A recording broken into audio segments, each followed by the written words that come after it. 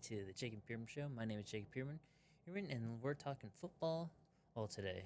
So, what happened over the weekend? I don't know, over the weekend, college football, it was a little, I would say, boring. Not that many good games were played. There were a couple, but not a whole lot. A lot of games were a lot of blowouts, more of ranked teams playing too, more of just consistent of games that were uh, mediocre conference matchups for the most part. And let's get into some of this stuff because college was a little decent. Some of the noon games that happened, we had Michigan, Wisconsin. Michigan won that game 24-10. Michigan pretty much still proving that they're a very decent team in the Big Ten. Going to be interesting the rest of the way for them. The only loss they have is to Oklahoma, and on a team outside the conference. Could be a game that they could have won, but they didn't. So there will be more of that. Air Force and Navy played over the weekend. Very interesting game to say the least. Navy won that game 34-31, and it was a little cool too for them because for the game, Pete Hegseth, the Secretary of War, was at the game, and he went and celebrated with Navy's win over Air Force, which I think is a little cool that happened. And as well, if you didn't see too, as in that game, they had I guess during the spring semester, Air Force and Navy they trade students off, and then during that game they trade them back at kind of like a hostage situation. They do that and allow kids to go back to their respective schools, and it's just after one semester, and it always happens. They always choose, I think, like 8 kids from each school, maybe 10, just depending on whatever, and they haven't separate them. One goes, these kids go to Navy, these kids go to Air Force, and continue to have this little tradition that they do every single year for that one game. Iowa State and Cincinnati, that was an upset that happened. Unranked Cincinnati beats Iowa State 38-30. Is a very cool, good game because Cincinnati, for the most part, they were winning that game. They didn't let Iowa State get close until halftime. It was like, if I remember correctly, it was 31-15 at half.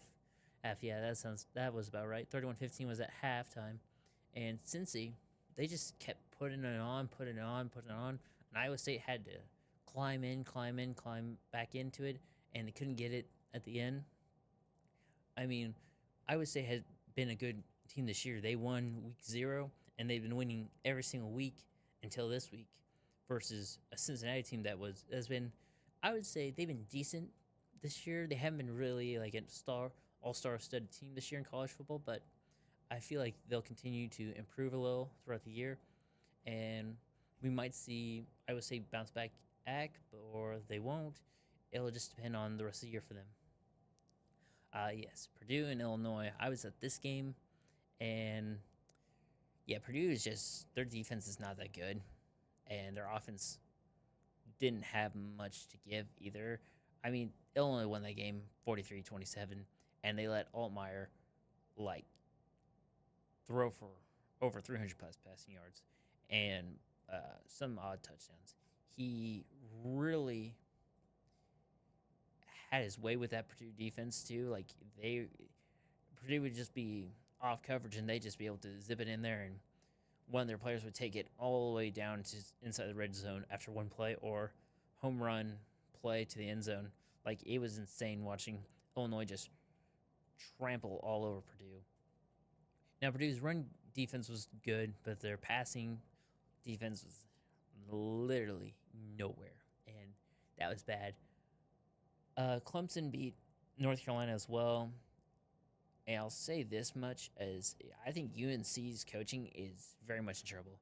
You hired Bill Belichick expecting him to do, I think, great this year, and pretty much he has been really bad this year. Like, I don't know how much to say. Like, they brought in a lot of transfers. They brought some of these kids in thinking that this team was going to be good, and they're not. They are completely trash. They have, I don't think, a chance to win a game this year unless it's versus a very terrible school. I don't have any future for North Carolina possibly doing anything else this year. And I really think too is North Carolina might have to make a decision on Bill Belichick at the end of this year because they were expecting to do well with him as head coach and excuse me on some of the players that they were bringing in, and they haven't been able to do anything. And it's going to be really bad for them down the line. Now, this was a good win for Dabo, a little bounce back win. I mean, North Carolina might be the worst team in the ACC, and Clemson's right there with them, but this was a good win for them. They needed to win by double digits, anyways, to at least feel a little good for themselves, and they did.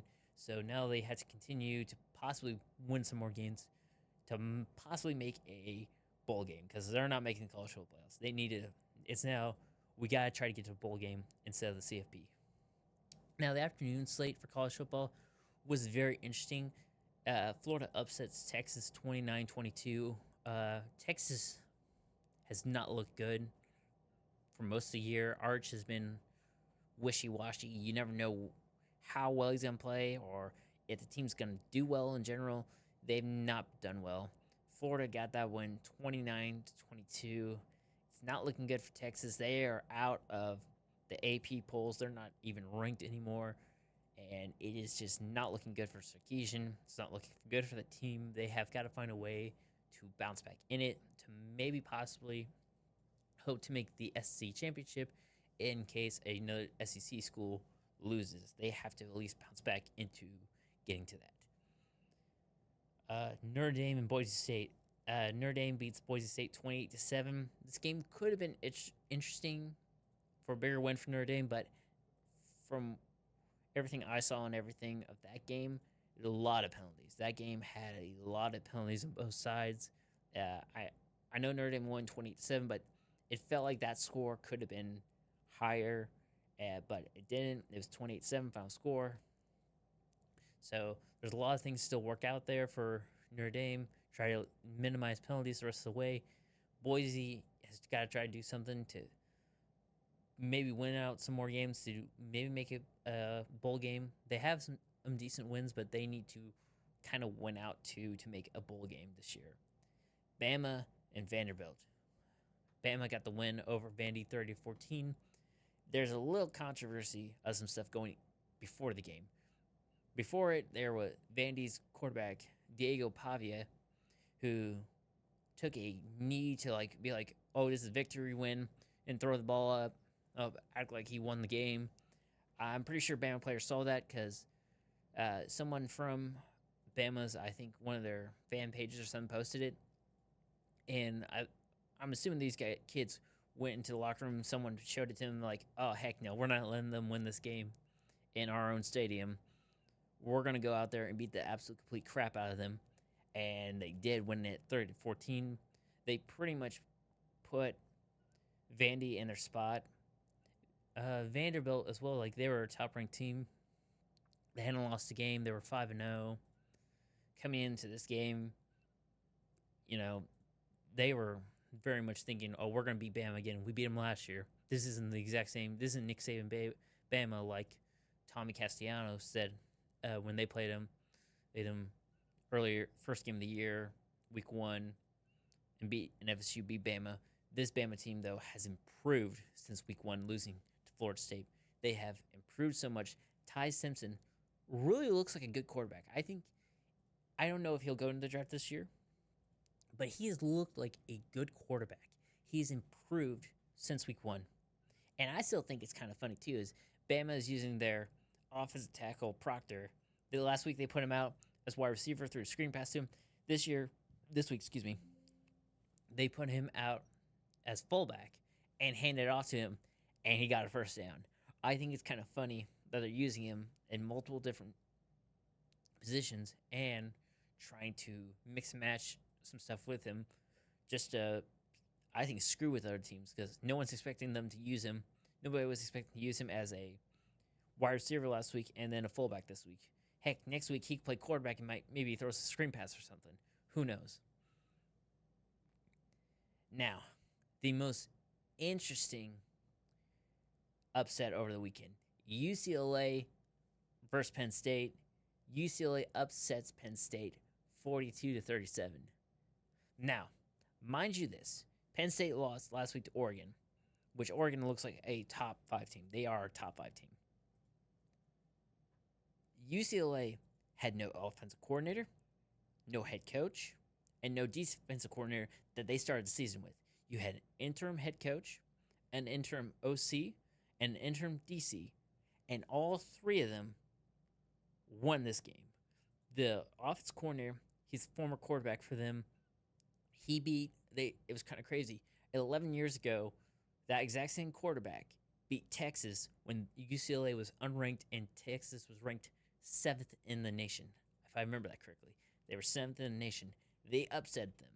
That exact same quarterback, 11 years later, upsets a top 10 ranked team. It was crazy how that game went. I don't think Penn State was expecting to lose that game. Penn State never led in that game either. They never led. At like halftime, it was 24-7, something like that. Somewhere in that range. I know it was a 20. They had a 20 to like something over Penn State. Penn State never led in that game. They didn't even get close to leading in that game. James Franklin as well mismanaged clock at the end of the first half. If you saw what happened was they ran the ball and like tried to bleed off so much clock. They had like a minute 30, all 3 timeouts, and they just ran the ball. And then they got stuffed at almost a little past 50-yard line, and that gave UCLA a chance to go and kick a field goal before half and be up 24-7 at halftime.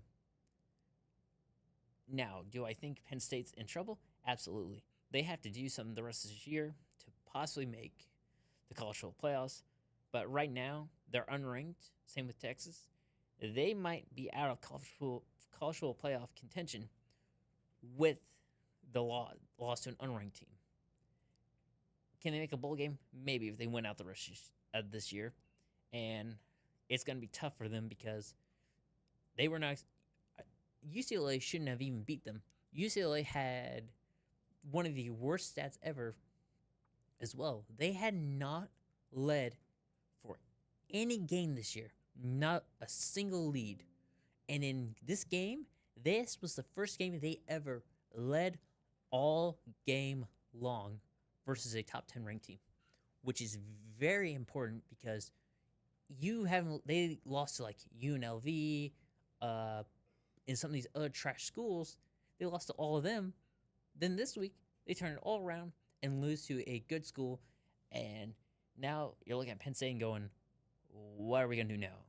And you kind of go into a step back and try to win out the rest of this year. Pretty much is how that's going to go. Texas Tech as well.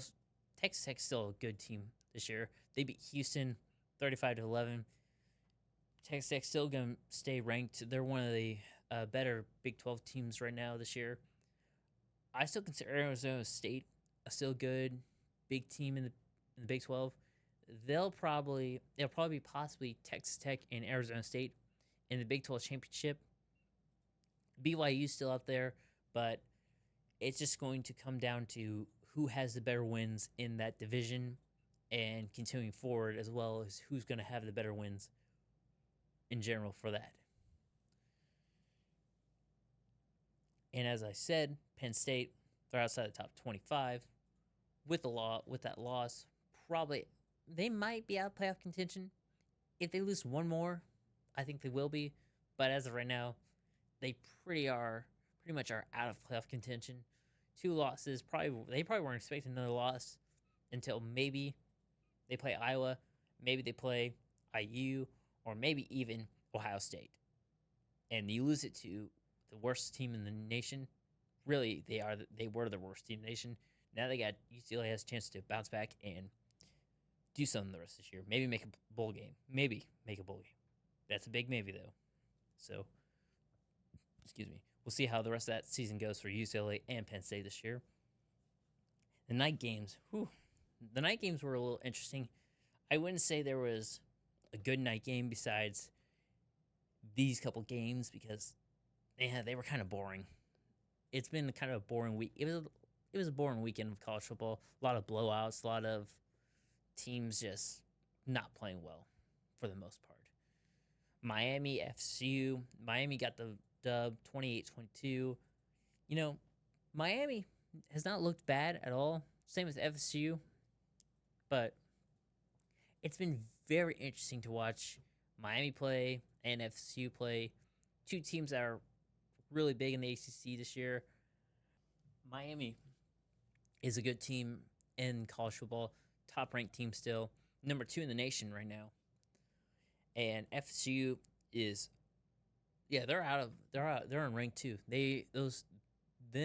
Texas and Penn State, after their losses this past weekend, pretty much kicked those 3 teams out of the top 25, and they could sneak back in depending on how the bottom 25 goes, but it's going to be interesting the rest of the year for them.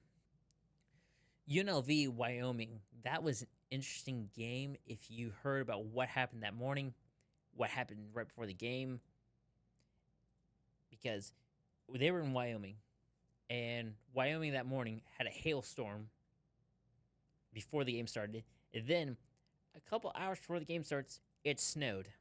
Now, Wyoming, normally you don't see a snow game in Wyoming till middle of October, not first week. They got snow first week of October, and those kids got to play a snow game, the first snow game for college football, and those kids had fun. Even though UNLV won 31-17, I mean, still, first snow game of the year. It's going to be a great year, I guess, of snow games if we can get random snow games on a random day in October to begin the year. Now, another decent game that was played that night, TCU, Colorado. Colorado has looked really bad this year. I don't know if it's a coaching problem, a player problem, or a mixture of both, but TCU won that game 35-21. It could have been closer than that, but it wasn't because Colorado's defense has been very, I'd say, lackluster. They have not been able to stop guys with the passing game. Their passing game for passing defense has not been, I would say, the best. It has been hands down one of the worst passing defenses I've seen. And that's why a lot of these teams are able to put up big numbers on these guys, because their passing defense is not good. Now, you think they probably would be because Deion Sanders, former cornerback, but he's the head coach. He's not the DB coach. But doesn't mean he doesn't get tips to these guys. But I don't think a lot of these kids really care, because Colorado has now been a bridge gap to be like, oh yeah, I come here, I play decent, then I go to another school. And that's what's kind of happened there at Colorado is they go there for maybe a year, and they leave and go to a better school. That gives them more NIL money. But yeah, TCU won that game 35-21. TCU, they got knocked out top 25 last week with the loss to Arizona State. And they didn't get back in with the AP polls when they came out yesterday. So we shall see how TCU does the rest of this year. Now, last game from the night game that was good, excuse me, was Kansas UCF. Kansas won the game 27-20. Kansas has been a decent school so far this year. Same with UCF. They kind of have gone hand in hand, being they'll be here, depending on who they're playing. They are at like 3 different levels of play. They can either be decent, good, and maybe below average. And it interchanges with how they play. We'll see how those two teams play the rest of this year. Now, that Miami team, they are ranked number 2. But how they've played and who they played, they've kind of been proving themselves that they could possibly be the number 1 team in the nation. But as well, they're not. If on the AP polls, I still want to keep Ohio State at 1 until Ohio State loses. Now, will Ohio State lose a game this year? Probably.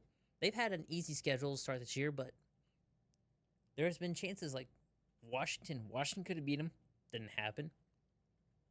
Minnesota could have been a team that could have gone into the Buckeye Stadium, upset Minnesota. Didn't happen. So, well, Minnesota upset Ohio State. That didn't happen. But Miami has looked like the number one team in the nation. Now, don't get me wrong, Ohio State is as well, but it's about who they played.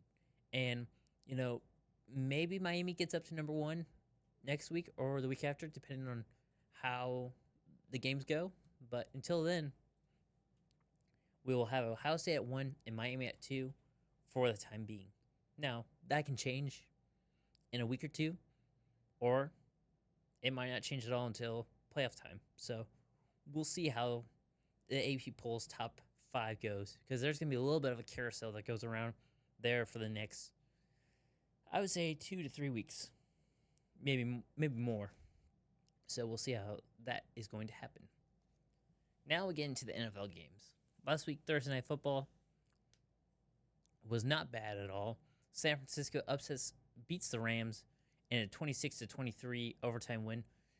Rams probably should have won that game, but San Francisco really was playing at top level football that whole game. Mac Jones looked terrific. He's going to stay the quarterback until they say Purdy gets better, and that might be 2 more weeks, because they reported after the game on Friday that Purdy's not going to be ready to go until probably a week after this week. So we'll see Mac Jones again starting for the Niners, and maybe he gets another win. Maybe they lose. It'll just depend on how the team wants to play after this week. So should be interesting. Now, I know a lot of people heard what happened Friday night in Indy. Was Mark Sanchez got stabbed and then was in the hospital. And then later on Saturday, we all heard he got arrested because he kind of instigated what happened to him being put in the hospital, to now him getting arrested, to now this morning getting I believe, a felony or misdemeanor charge added on to his stuff. So he's probably going to lose his job with Fox Sports. And it's going to be interesting to see if he gets picked up, if he goes to jail, or what happens, because he's pretty much out of a job now. And it's going to be hard for him to get back to getting a job. And a lot of people are going to look at what happened and say, why were you even out doing it at 12:30 at night, 2 days before you're going to do a game, and pretty much just ruined your chance of being an announcer, maybe the rest of your career, because of making a boneheaded decision and doing something so stupid. Because now your life is pretty much over. His life as being an announcer, probably over, unless something happens, unless some sort of plea deal happens, but his life as an announcer is over. And he won't be known anymore for the butt fumble. He'll be known for now for getting arrested in Indianapolis. So that's how Sanchez is going to be, probably. Now we'll get into the rest of the NFL games. London game. Man, that was an interesting game. Minnesota gets the dub over the Browns, 21-17. Cleveland didn't do too bad that game. You know, Dylan Gabriel, his first start, played really well. Maybe it'll translate to a win in a week or two, or maybe not. Minnesota, Carson Wentz actually played better this time than the London game, So we'll see how Minnesota will continue to play for these next few weeks.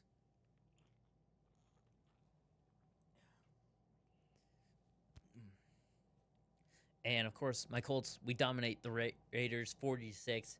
Our defense played terrific outside of Mekhi Blackman falling down every single time on defense and letting the receivers catch the ball every single time. I swear he was sucking so badly that game that I would hope we freaking cut him, but we can't because we need corners. And he's probably just as bad as Xavier Howard was playing last week. So I don't know. But other than that, the rest of the defense was terrific. We were keeping the Raiders from scoring any time, getting the ball back. Offense was doing its job perfectly. Daniel Jones played at a high level of football on Sunday. Jonathan Taylor played a really good game, 3 touchdowns, 86 yards rushing. Probably could have had 100 plus, but we got the ball back on our side of the field, so wasn't much for Taylor to do besides get inside the red zone and just be like, "Here, JT, go score," and that's exactly what he did. So very good. We did lose Schrader though; he's done for the year.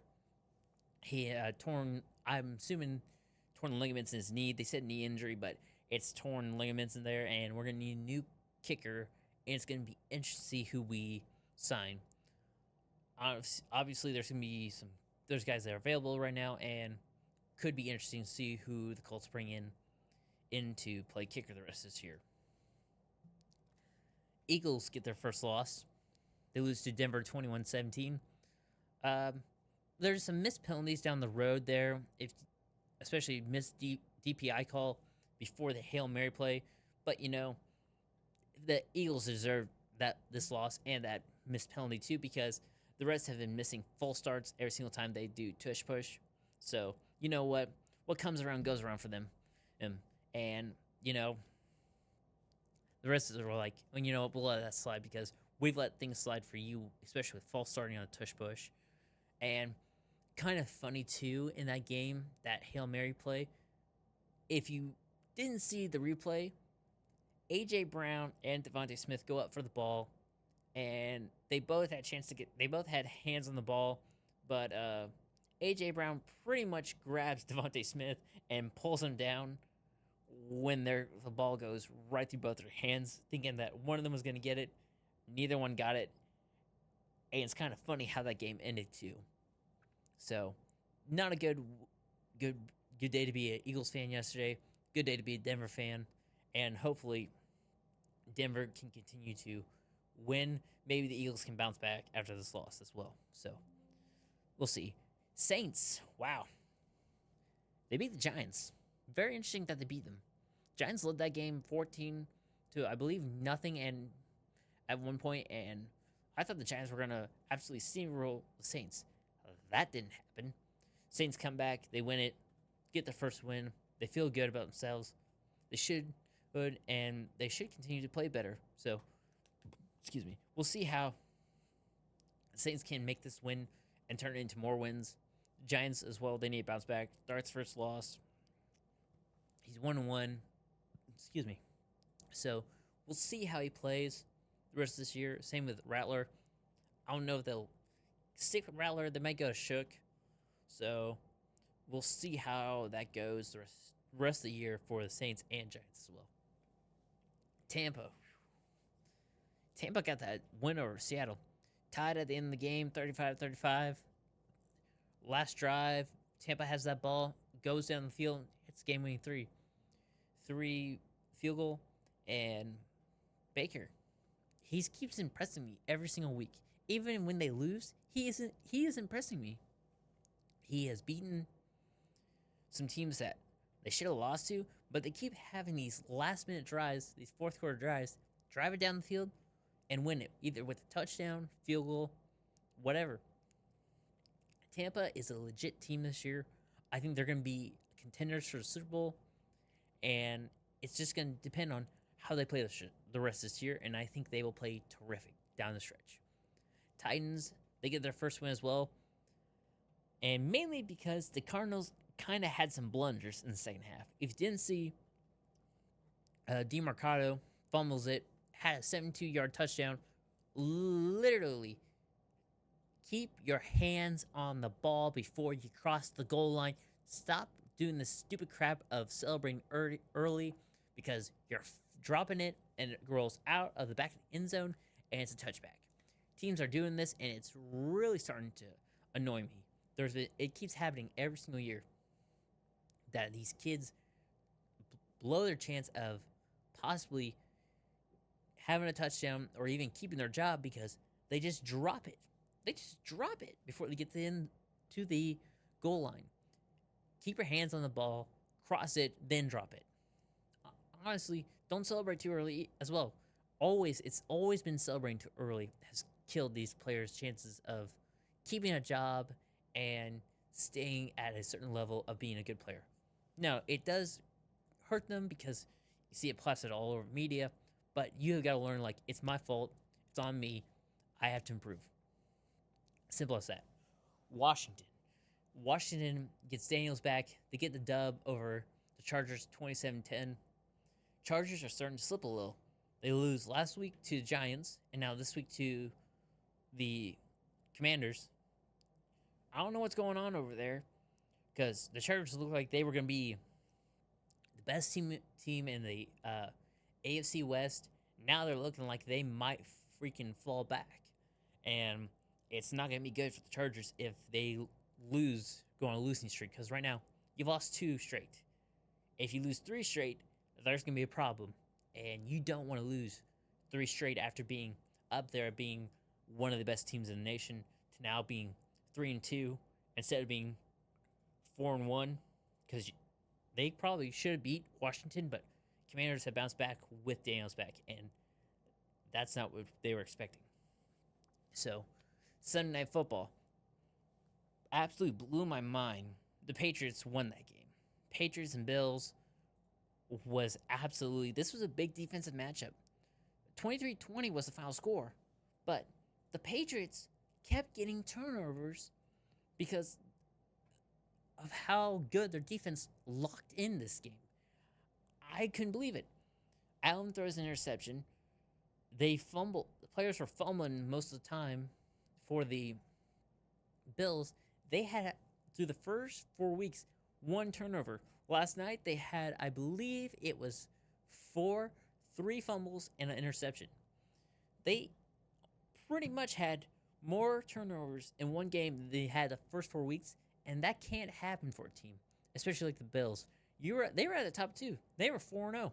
There is not a single team that has any more wins. There's no more winless teams. We have no more undefeated teams. They all have a loss, and it's going to be a great year of football now. Now, does that mean, like, Bills can't bounce back? Oh, they will. But, excuse me, the Bills have got to figure out how they were turning the ball over, keep the ball in their arms, and continue to win. The Patriots need to build on this win and be like, hey, we beat one of the best teams in the nation now. Give us a respect, and we're going to, continue to win with our team.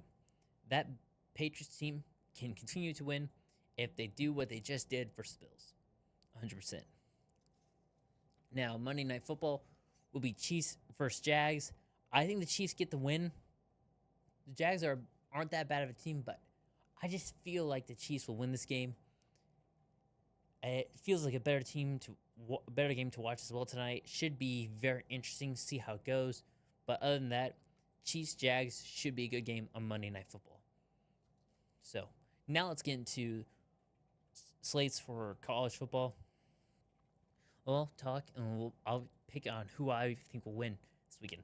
You got Friday Night Football, good matchup between Rutgers, Washington. I feel like Washington will get this dub. It's a late night game on FS1, 9 o'clock kickoff, because they're going to be in Washington. Give me Washington to win that game. Feels like a good game to watch. Rutgers has a good team too, but I feel like Washington will get the win. Now, the noon games on Saturday. There's a good slate of noon games, honestly. You got Ohio State, Illinois. Should be a good game to watch. Maybe Illinois upsets Ohio State. This could be a game where we see an upset from 17 and the 1 seed. Now, will it happen? Maybe not. But they're going to be in Champaign, Illinois versus in Ohio State, in Columbus. So, could be a game to watch. Bama, Missouri. That's going to be a great game. Missouri is a great team. Bama is too. If Bama loses this game, they might drop back into that middle section or into the 20s. It'd be their second loss as well. But could be a good game to watch between Bama and Missouri. Bama might lose it, or Missouri could lose. They will be at Mizzou, so going to be interesting game to watch. Pitt and Florida State should be a good game to watch too. Pitt has really impressed me this year. They're not a bad team to watch, but I feel like Florida State will win it. Florida State right now is Florida State's clinging on to the 25 spot, which I don't know how. I don't know how they are, but could see Pitt upset Florida State, and I think that might happen, but it'll just depend on how Florida State plays. UCLA and Michigan State probably be the last good game to watch as well at noon. Uh, could see UCLA beat Michigan State after what they just did to Penn State at home. They were at UCLA too. They were at the Rose Bowl, so could be interesting to see what happens. UCLA will be on the road. Let's get into 3:30 games. Now, the best 3:30 game probably to watch will be IU Oregon. Now, Oregon probably will win the game, but it will depend on how the defenses will want to play. This will have to depend on defenses, like it did in Oregon Penn State. Defensive matchup, this is what it's going to have to be. A big defensive matchup. If IU's defense can hold off Oregon's offense, maybe IU wins. If Oregon's defense holds off IU, then Oregon's going to absolutely plaster IU. That's how it will happen. Will it, though? We'll have to see what happens. It's a possibility it's going to happen, but we'll see what happens.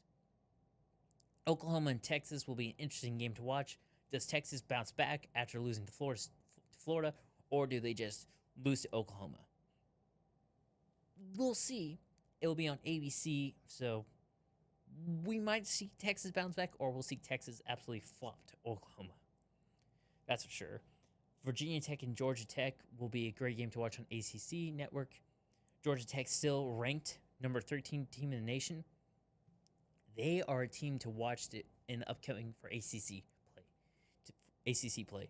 Georgia Tech has had a good team all year. They're a team that could make the playoffs.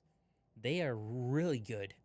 I have been very surprised with them. Last year, I had them as a dark horse team to make it. This year, I think they'll make it to the college football playoffs. They have kind of, I would say, easy schedule the rest of the way. The only really hard team left for them to play will be Georgia in the last week. But other than that, they have a team that has impressed me and probably will continue to impress me for the rest of the season. So that should be a good game to watch.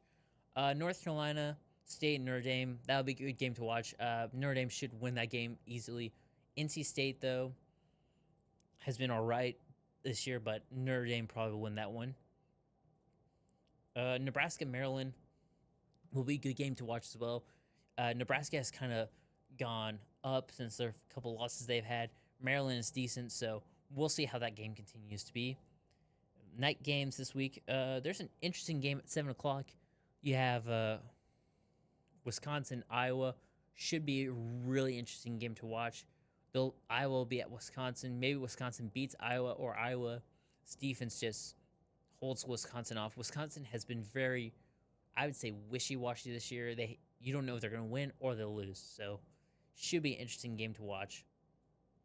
Kansas plays Texas Tech for one of the night games. That should be a really good game to watch. I don't know how well Kansas will do versus Texas Tech. Texas Tech could blow them out, or it could be a close game.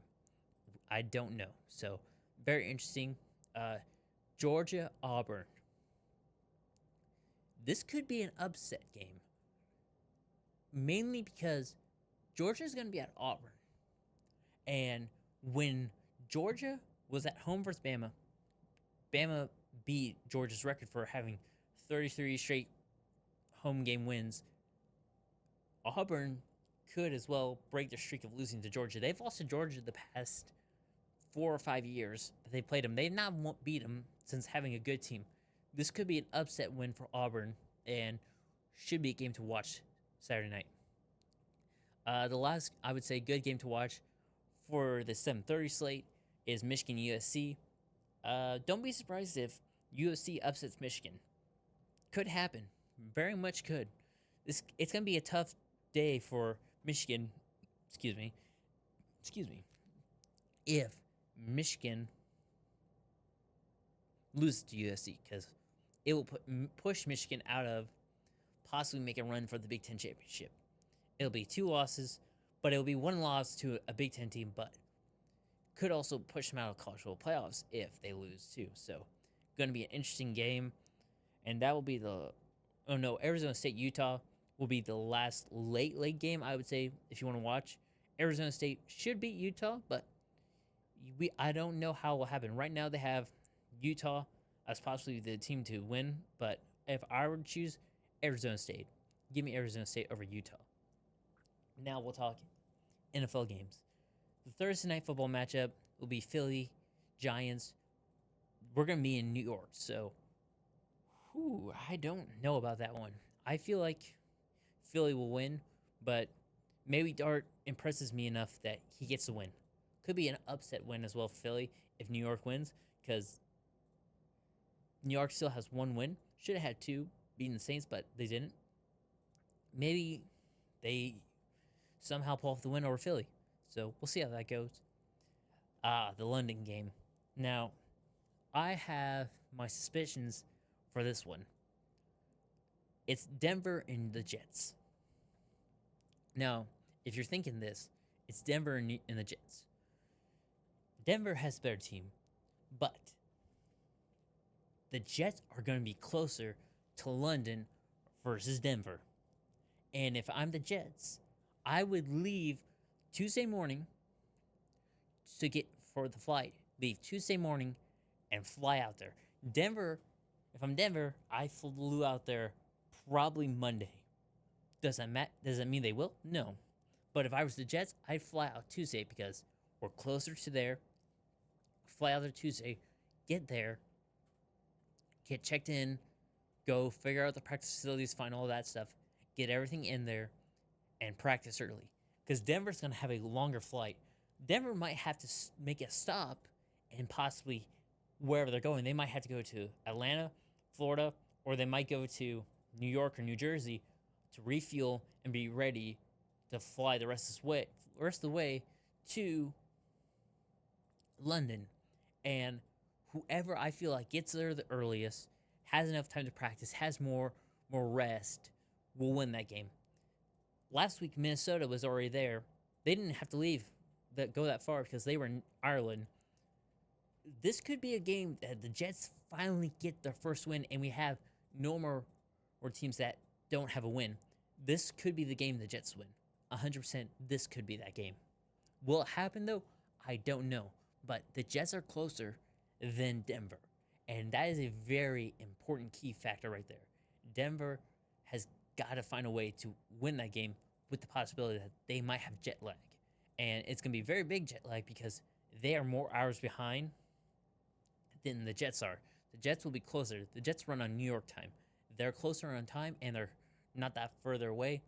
And they can get there earlier, get into practice earlier, and everything else, and possibly get the win because of that time. Now, my Colts, we play Arizona. Should be an easy win. That 100% should be an easy win. I don't think we will lose to Arizona. The only way we lose to Arizona is if randomly Daniel Jones decides to play bad, but I don't think that's going to happen. So give me the Colts for that game. Another good game at 1 o'clock. Should be interesting is I would say Chargers-Miami. Chargers, like I said, they've lost back-to-back games. Miami looks like a team that they could win that game or they'll lose. But I think Miami could win it depending on how well they play. Chargers could win it too depending on how they play. That's a toss-up game. But if I had to choose, I'd give Chargers the win. Now, the 4 o'clock games. Yeah, the 4 o'clock games are going to be a little boring. You have Tennessee and the Raiders playing, so you got a little bit of two trash teams playing. So I feel like Las Vegas will get the win just because I feel like Tennessee's not that great of a team. And the only reason they won last week versus the Cardinals was because of the Cardinals' blunders. But I think the Raiders pull off that win. And they continue maybe to figure out their quarterback situation because they have a very bad one. The other good game for 4 o'clock is San Fran and Tampa. Going to be interesting to watch Baker versus Mac Jones. But I feel like Baker's going to get the win over them and should be a good game for them. Now, Sunday Night Football is Detroit and Kansas City. That's a toss-up game, honestly. I know the Lions have been playing well. Kansas City finally has found a role. I know they're going to be an Arrowhead, but Give me Kansas City. I think they win that game maybe by a field goal if their defense decides to play well. But that's how that will go. Then there will be a double header for Monday Night Football, and I'll talk about that in the next episode. But other than that, I would like to thank everyone for watching, and I hope you have a great time. So thank you.